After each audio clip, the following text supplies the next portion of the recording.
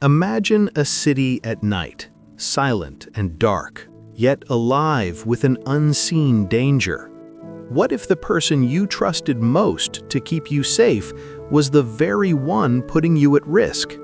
The firefighter who shows up after the flames, calm, reassuring. What if he had already been there before the fire even began? John Orr lived a life that seemed ordinary. Married, educated, respected.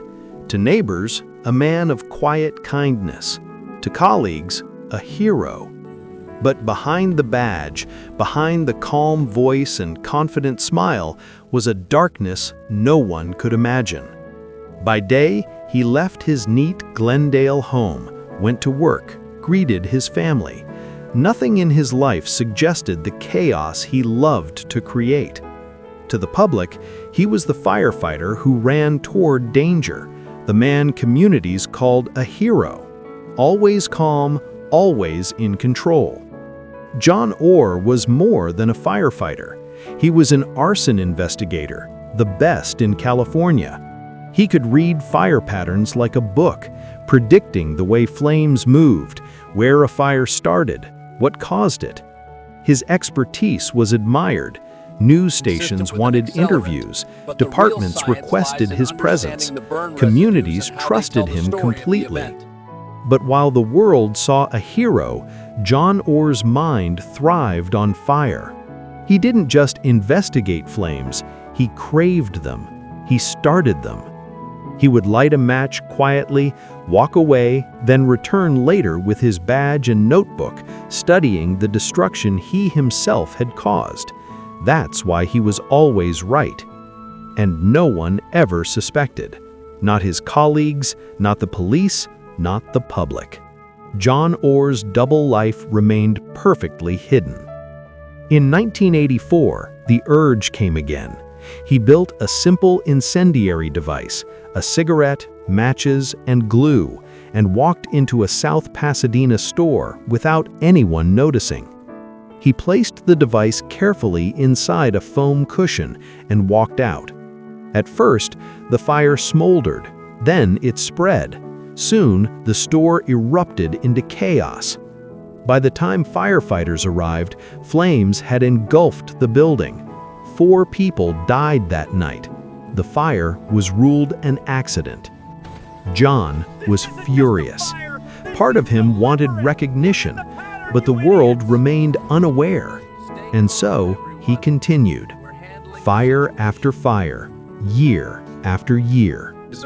On television, he spoke calmly about arson, reassuring terrified communities. Off camera, he lived the very terror he described. He started writing articles, lecturing other investigators about fire psychology, all while secretly setting more fires. Every solved case boosted his reputation. In 1987, at an arson investigator conference, the urge struck again. He slipped away, set fires at multiple stores, 5 in a single day. Pharmacies, fabric shops, craft stores, all burned in a methodical spree. But this time, he made a mistake. Like and subscribe as the story continues. Investigators found a fragment of a device wrapped in yellow paper. Alone, it seemed insignificant, but patterns began to emerge. Captain Marvin noticed it. Every major fire happened during arson investigator conferences. The arsonist had to be one of them.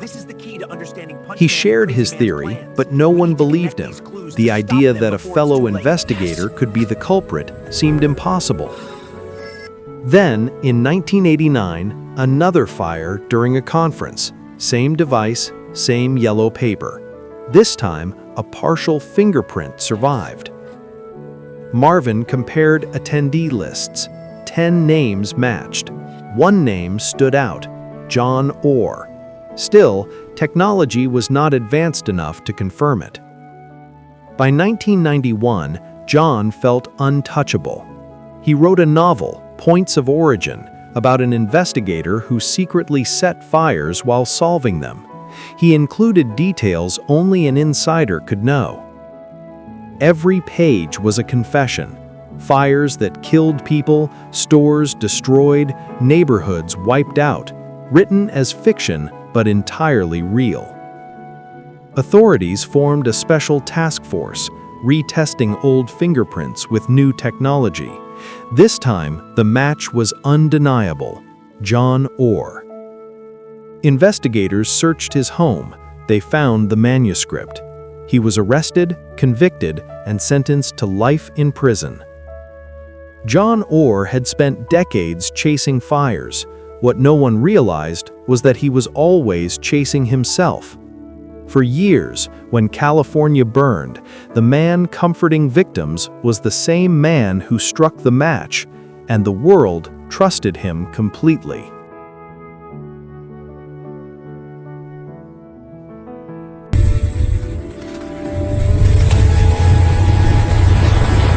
That is the end. Subscribe for more stories.